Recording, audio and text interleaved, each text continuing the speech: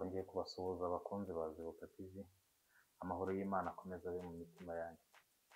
Uyu munsi turajya kuri chapitre ya kabiri cyangwa se kuri level ya kabiri, turagira ngo duhugurane ku ijambo ry'Imana, duhugurane icyo Imana idushakaho, tumenye ngo ese ni gute twakwitwara, ni gute twagenda, ni gute twavuga, ni gute twakora.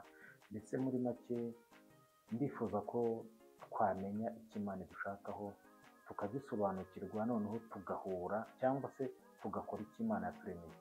Muri kano kanya rero ndagira ngo twifashishe Bibiliya, turebe muri Bibiliya zacu, hanyuma tumenye ngo ni iki Imana ikeneye ko dukora, cyangwa se ni iyihe mibanire yacu tugomba kubana na bagenzi bacu. Mu by'ukuri rero nk'uko bisanzwe hano kuri Zibuka TV hazajya hanyuraho ibintu bigiye bitandukanye bijyanye n'iyobokamana, twigishanya, duhugurana, mbese tuganira ukuntu umuntu ashobora kuva mu nzira imwe igoramye akajya mu nzira yindi igororotse.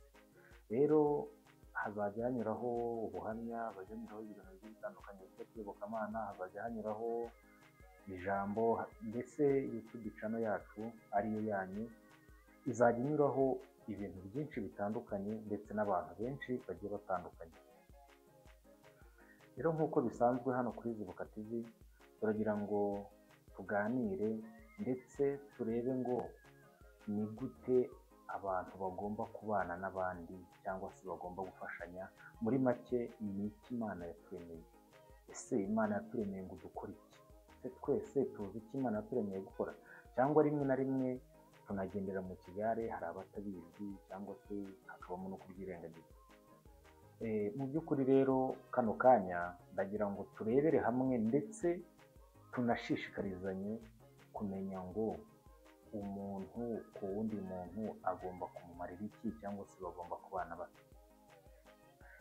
Nshuti bavandimwe, rero hano kuri Zibuka TV nta kindi kintu dufite cyo kubaha atari kuganira ku ijambo ry'Imana.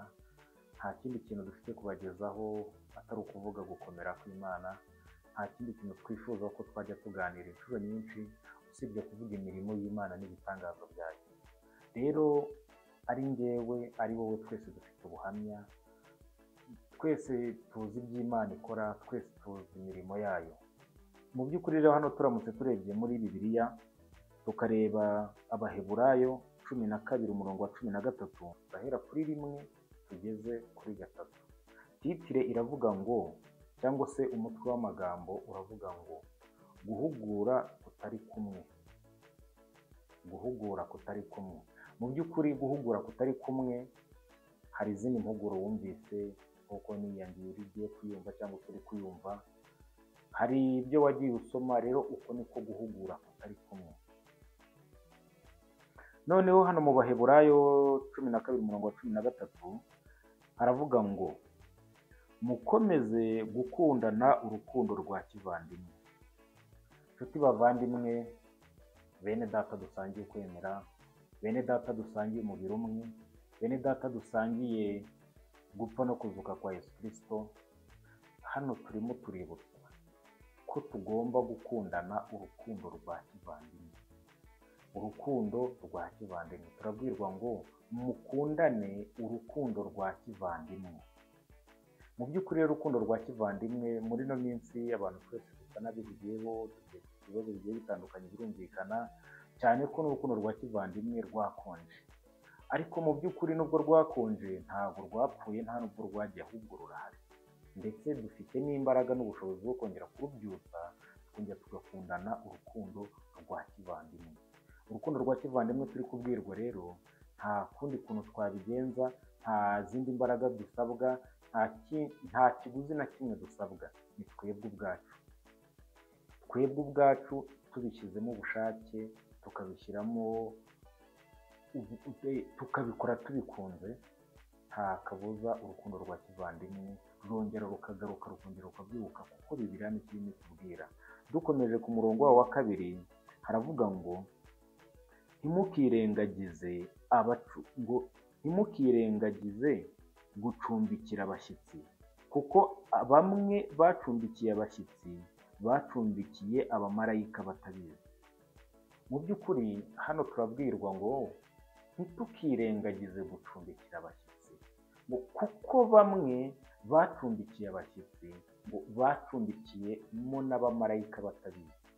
Tekereza uyu munsi ugize umushyitsi akaza ari umumarayika agacumbika iwawe, cyangwa se nanjye agacumbika iwanjye. Mu by'ukuri byaba ari ikintu cyiza kuri twe, kuko ntabwo ashobora kugenda, umumarayika ntabwo yagenda atagusigiye umugisha. Wamucumbikiye ntabwo bishoboka, ntabwo byashoboka ko yagenda ataguhaye ku mugisha. Mu by'ukuri rero ntitukirengagize gucumbikira abashyitsi, kuko tumaze kumva neza ko hari abacumbikiye abashyitsi, noneho bibabera umugisha muri abo bashyitsi, kuko batari babazi, batari banabasobanukiwe, bari abashyitsi bigenderaga, baje gucumbikiramo n'abamarayika. Rero ndifuza muvandimwe, nawe nanjye n'undi uwo ari we wese, abari hano mu gihugu cyacu cy'u Rwanda, abari abantu bari hanze y'igihugu cyacu cy'u Rwanda, mwige cyangwa se mwongere mugarure umuco wo gucumbikira abashyitsi, kuko ushobora gucumbikiramo na marayika utabizi. Marayika yabona uko umucumbikiye kuko utari umuzi, akaguha umugisha, kikaba aricyo kiguhesha umugisha kuri uwo mumarayika. Dukomeje ku murongo wa 3 harakomeza hatubwira ngo mwibuke, dukomeje ku murongo wa 3 ngo mwibuke imbohe nk'aho mubohanwe nazo, mwibuke n'abagirirwa nabi kuko namwe muri mu mubiri. Hano ku murongo wa 3 haratubwira ngo twibuke imbohe. Haratwibutsa ngo mwibuke imbohe nk'aho mubohanwe nazo, kandi ngo twongere twibuke abababazwa. Hano ku murongo wa 3 haravuga ngo mwibuke imbohe nk'ababohanwe nazo, mwibuke n'abagirirwa nabi kuko namwe muri mu mubiri. Mu by'ukuri uyu murongo wa 3 harimo mesaje nziza cyane, buri wese ari njye nawe biratureba, kuko turabwirwa ngo twibuke imbohe nk'aho tubohanwe nazo, ngo kandi twongere twibuke abababazwa kuko natwe tucyambaye imibiri. Ese mu by'ukuri hari abari kubabara bari kwa muganga, hari n'abababarira mu rugo, hari abantu bajya babara bari mu bubabare bugiye butandukanye.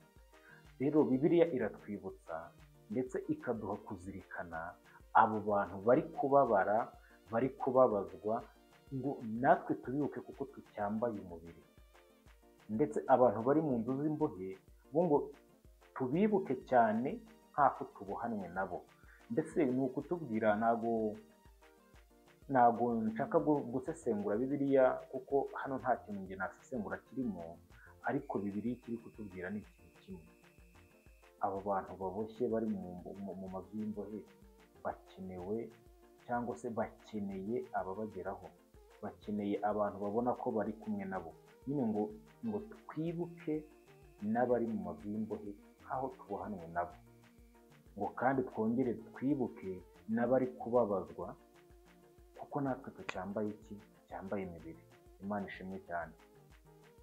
Rero nshuti bavandimwe, kano kanya ni akanya keza, ni akanya ko gutekereza. Uyu munsi kuba tugihumeka umwuka w'abazima, kuba twaryamye tukabyuka, mu by'ukuri tugomba gukoza Satani isoni, tugakora imirimo myiza. Ese ni gute Satani twamukoza isoni? Satani ukuntu twamukoza isoni ni uko njye nawe tugomba gukora ikintu kizima, ni uko njye nawe tugomba kuvuga Imana, tukavuga imirimo yayo n'ibitangaza byayo, ni uko njye nawe tugomba gukora ibyo Satani atari bwishimire. Nta bindi, ni ugukundana, ni ugufashanya, ni ugusura imbohe, ni ugusura abarwayi, ni ugukora imirimo myiza Imana rero yatugeneye, nicyo Imana yaturemeye. Ntabwo Imana yaturemeye guhora duhemuka, ntabwo Imana yaturemeye guhora dutongana, ntabwo Imana yaturemeye guhora turwana, ntabwo Imana yaturemeye ibintu by'amafuti. Imana yaturemeye kugira ngo dukore ibintu bifatika. Imana yaturemeye kugira ngo tujye duhora tuyigaragiye, tujye duhora tuyisingiza, tujye duhora tuvuga ubwiza n'imbaraga zayo, tujye duhora tuvuga gukomera no kugira neza kwayo. Rero nshuti muvandimwe, niba uri kundeba kano kanya, nimba uri kumva iyi mesaje ni iyanjye, iyi mesaje ni iyawe, iyi mesaje ni iy'abantu bose.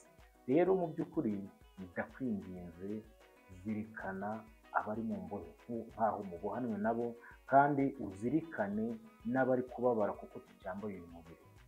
Kandi nanone wibuke ukundane na bagenzi bawe urukundo rwa kivandimwe. Nicyo ziri kudusaba. Bibiliya nicyo iri kudusaba ngo dukundane urukundo rwa kivandimwe. Rero kano kanya ndanezerewe mu mutima kuko Imana yampaye kubyuka ngahumeka ku buntu, amaguru n'amaboko birakora ku buntu, ibintu byose umubiri wanjye wose nta kibazo na kimwe kirimo. Rero nawe kano kanya ushobora kunyumva ari kumeze, cyangwa se nimba harimo n'ufite n'iki kibazo akabaho n'iki kibazo, ndamubwira ngo hari Imana ikiza, hari Imana itabara, hari Imana ivuga igasohoza, hari Imana ishobora byose, hari Imana, dufite Imana yumva amasengesho. Icyo nakubwira, isabe, kuko Imana yavuze ngo nusaba uzahabwa, nukomanga uzakingurirwa. Reka dukomange tubwire Imana twe turi abana b'abantu, Imana twe turi abanyantege nke, ariko kuri Imana ishobora byose, kuko uri Imana nyamana, turwanirire, dukize, dutabare, turengere, dushoboze, dutsindishirize, kuko Imana byose irabishobora nta kintu idashoboye. Rero ikibazo dufite uyu munsi ni uko duhanze amaso cyangwa se turi kwirebera ibidafite umumaro, turi kwirebera ibintu bitagize icyo bitumariye. Ariko nyamara mu by'ukuri no kuba muri ubu buzima nabyo turabukeneye, ariko ubuzima butari buzima nabwo nta kamaro, kuko ubuzima budafite Imana ntabwo buba ari buzima. Ubuzima budafite ubugingo buhoraho ntabwo buba ari ubuzima. Mu by'ukuri rero Imana irashaka ko dukora ibyo tugomba gukora, ibyo Imana yaturemeye, ibyo yaduteganirije. Icyo tugomba gukora ni ukwizera, tukanayisaba ikaduhuza n'icyo yaturemeye, kuko ibintu yaturemeye uyu munsi ntabwo twe tubasha kubisobanukirwa. Ariko ugize amahirwe akagirirwa ubuntu n'Imana, akayegera, akayibaza, imwereka ndetse ikanamuhuza n'icyo yamuremeye.